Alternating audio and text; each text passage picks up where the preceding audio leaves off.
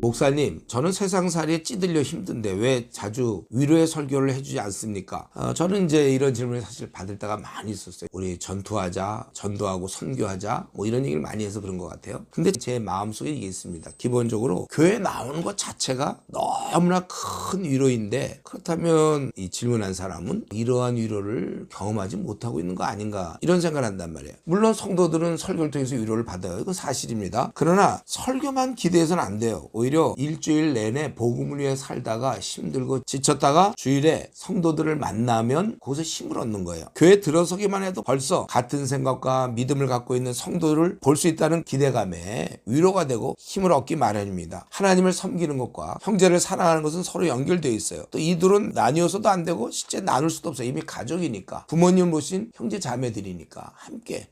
로마서 1장 8절에 보면 바울 사도는 이런 면에서 아주 분명한 그 모습을 보여주고 있는데, 먼저 내가 예수 그리스도로 말미암아 너희 모든 사람에 관하여 내 하나님께 감사함은 너희 믿음이 온 세상에 전파되미로다. 그들이 신앙생활 잘하는 게 나와 무슨 관계입니까? 그러나 그들이 정말 신앙생활 잘하는 것 때문에 나는 하나님께 감사한다. 아마 그런 생각했겠죠. 이런 심한 박해 속에서도 그 어린 자들이 신앙을 버리지 않고 굳건하게 서 있다니, 이런 생각할 때 바울의 마음은 뜨거웠을 거예요. 복음 때문에 지금 본인도 많은 고난을 받고 있는데 다른 사람이 똑같이 자기처럼 그렇게 된다고 그럴 때 한 마음이 되면서 감사가 넘쳤을 것이고, 그들을 비록 만나지는 못했지만 바울 사도는 이미 마음에 교류가 있었던 것입니다. 이것이 바로 형제자매들이 가져야 될 사랑인 것입니다. 예를 들어서 독립군을 한번 생각해 보세요. 독립군. 빼앗긴 조국을 되찾기 위해서 일본군을 피해 다니며 언제 죽을지도 모르면서 가족들도 뒤로하고 숨어 다니고 오직 나라를 찾아보려고 그렇게 고생을 하고 먹지 못하고 굶주리고 지치고 힘들고 춥고 떨고, 그런 상황에서 만약에 그렇게 힘들게 있다가 다른 독립군을 만나게 되면 그때 아마 그들은 서로 말도 필요 없었을 거예요. 가족처럼 서로 부둥켜 안고, 언제 죽을지 모르는 사람이니까 힘을 내며 우리 열심히 하자, 새롭게 각오를 다졌을 것입니다. 그 순간에 그들의 출신 배경, 학벌, 지방색 전혀 문제가 되지 않는 것입니다. 전쟁터여도 마찬가지죠. 성격과 기질이 다르고 자란 환경이 달라도 평소에 친한 사이가 아니었을지라도 전투가 벌어지면 서로가 서로에게 더할 나위 없이 소중한 전우가 된다는 거예요. 저는 이러면서 오늘날 교회가 이런 성도들의 교제의 모습을 띄어야 된다고 생각해요. 이게 진정한 성도의 교제입니다. 세상에서 많이 당하다가 교회 와서 서로 같은 편끼리 위로받는 이런 형태. 우리 성도들 보면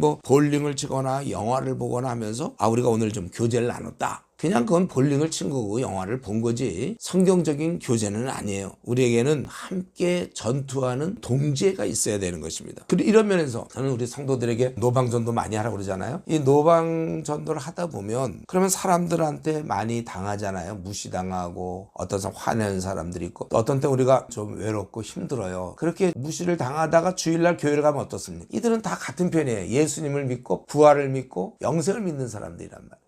노방전도 할 때 사람들이 신이 어디 있어요? 부활을 왜 믿어요? 자기는 그런 거 안 믿어요. 비웃거나 조롱하다가 같은 생각을 가진 사람 얼마나 이게 마음을 같이 모아지면 하나가 될 수 있습니까? 저도 그러니까 노방전도를 하면서 이런 걸 많이 경험했죠. 저는 대학 시절에 수련회를 가서, 전 수련회 가면 많이 울었어요. 대학교 2학년 때 변화되고 나서 거의 매일 전도하다시피 했거든요. 많은 사람들한테 무시당하고 힘들고 지치고 왜 나만 이런 일을 해야 되는가, 정말 그런 힘듦이 저에게 있었습니다. 그러다가 이제 수련회를 가요. 저희가 그때 학생 선교단체였는데 거기 수련회 가면 거기서는 제가 이런 생각을 하는 거죠. 야, 여기 와 있는 사람들은 나를 무시하지 않는구나. 아니, 나랑 생각이 같구나. 이들은 부활을 믿고 있고 하나님을 믿고 예수님 십자가에서 우리의 죄 때문에 죽었다는 걸 믿고 있는 이런 사람이 있구나. 그리고 이들도 캠퍼스에서 복음 전하는 자들이 모였댔거든요. 그러니까 나만 혼자 핍박당하는 게 아니라 함께 싸우는 같은 편이 있구나. 그리고 옆에 있는 지체를 바라보기만 해도 마음이 막 뜨거워지는 거예요.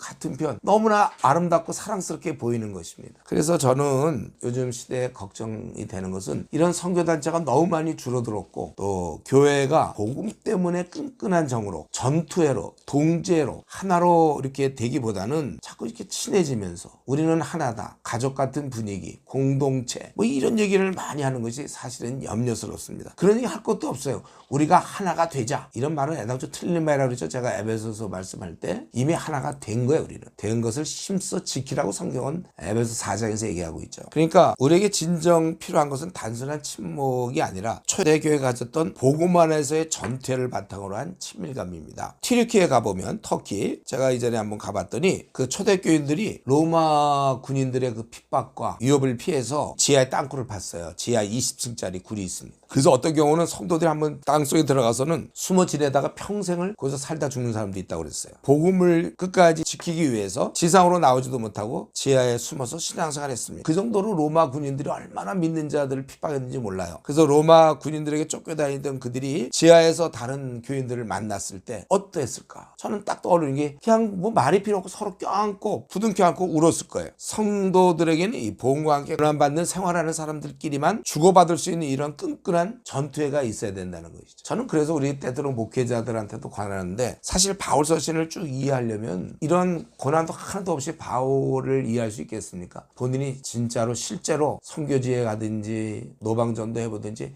많이 당하고 정말 힘들어 하다가 바울 서신을 볼 때 그때 울며 공감하는 것입니다. 그러한 삶이 될 수 있도록 우리가 힘써야 되겠습니다.